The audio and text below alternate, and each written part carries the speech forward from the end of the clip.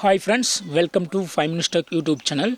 Here is Lenovo Tab M10 tablet. In this video, you will learn how to change screen lock pattern password to pin password in your tablet Lenovo Tab M10. First of all, lock my tablet. I lock my tablet and see my screen lock pattern password. This is screen lock pattern password. I would like to use pin now. So I have to change from pattern to pin. So what I have to do is just go to the settings of your tablet. Just go to settings. Then go to security. Click on security and here select screen lock. And it will ask your current pattern for authentication. Give it. Now you go to click on pin and set a pin of a choice. Here I just type 1994.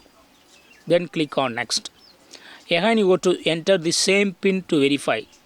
Again I go to type the same 1994 and click on confirm. Now pattern lock is removed, pin lock is applied. So what pin you set, that you have to use for unlocking your tablet. Now I lock my tablet and try to unlock and it will ask my pin password. Okay, so just type your pin. What you have set, just give it. I have set it to 1994. So yes, I have given it and it is opened.